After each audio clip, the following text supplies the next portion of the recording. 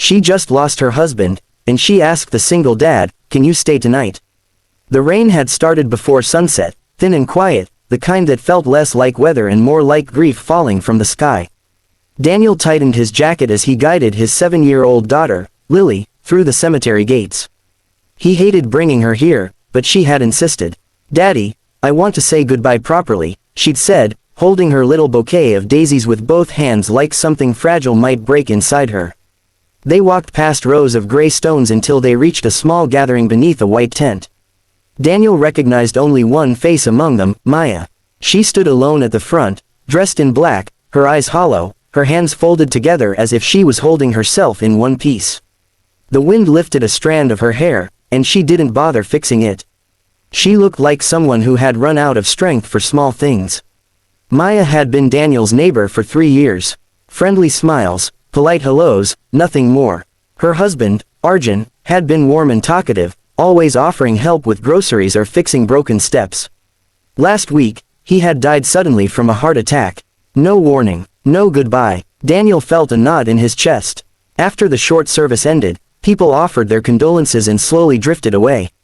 Daniel hesitated, then walked over with Lily. "I'm so sorry, Maya," he said gently. "Arjun was a good man." Maya looked up, surprised, then nodded slowly. "Thank you, Daniel." Lily stepped forward and placed the daisies near the grave. "He used to give me chocolates," she whispered. For the first time that day, Maya smiled, just a little. "He loved kids," she said softly. When they turned to leave, Maya suddenly spoke again.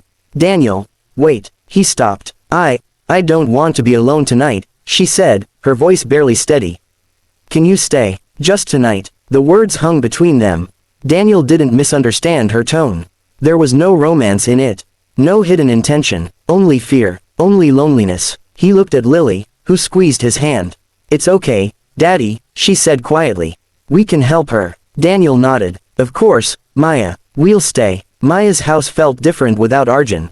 Too quiet, too empty. Even the walls seemed to listen. Daniel made tea in the kitchen while Lily sat beside Maya on the couch, talking softly about school and cartoons. Maya listened, nodding, occasionally smiling. Daniel noticed how her shoulders slowly relaxed. "You didn't have to do this," Maya said when he handed her the cup. "I know," he replied. "But I wanted to." She looked at him for a moment, then looked away. "After he died, everyone kept saying, 'Be strong.' But no one told me how to be strong." Daniel sat across from her. "You don't have to be strong tonight." Her eyes filled. She quickly wiped them, embarrassed. "I thought marriage made you safe from loneliness," she whispered. "Turns out, it just delays it." Daniel didn't interrupt. He knew grief needed space. Lily yawned and leaned against Maya's side. Maya froze for a second, then slowly wrapped an arm around her. "She feels like a little miracle," Maya said softly. "She is," Daniel smiled. When Lily fell asleep on the couch, Daniel carried her to the guest room and tucked her in. When he returned, Maya was standing near the window, staring at the rain.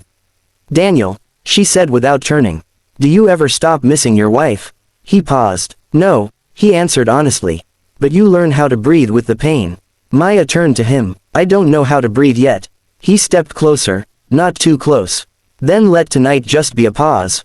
Not healing, not fixing, just surviving." She nodded slowly. They sat on opposite ends of the couch, the silence gentle instead of heavy. "I asked you to stay because I was afraid I'd hear his footsteps," Maya admitted. "And when I didn't, I thought I might break." Daniel understood too well. "My wife used to sing while cooking," he said. "For months after she died, I kept expecting her voice from the kitchen." Maya's lips trembled. "I keep expecting Arjun to complain about my tea." Daniel smiled sadly. "Mine complained about my rice." They both laughed softly, the kind of laugh that carried tears inside it.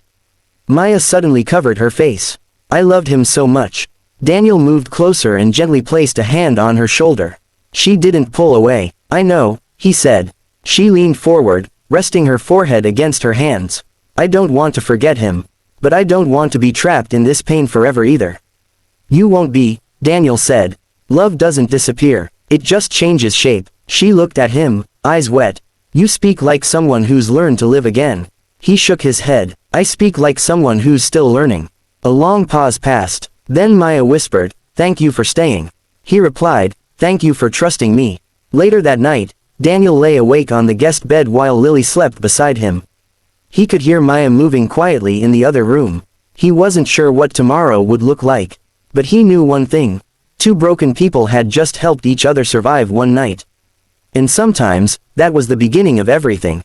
In the days that followed, Daniel and Maya began talking more. Not about love, not about the future, just about small things. Coffee, groceries, Lily's school projects, Arjun's silly habits, Daniel's late wife's favorite songs. Grief became something they shared instead of carried alone. One evening, Maya said, "I don't feel guilty laughing anymore." Daniel smiled. "That's a good sign." She hesitated, then added, "I still love him." "And you always will," Daniel replied. "That doesn't stop you from living." Maya looked at him with new clarity.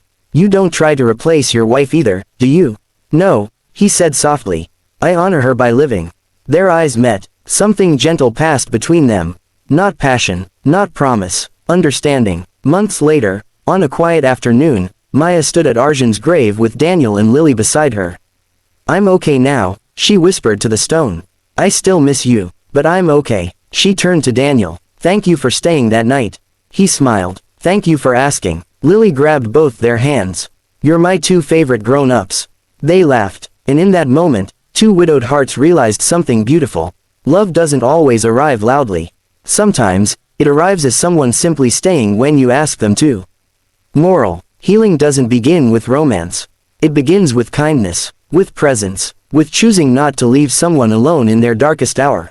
If you'd like, I can now provide SEO title, description, keywords, hashtags and tags, or rewrite this story in a more dramatic, emotional, or cinematic style.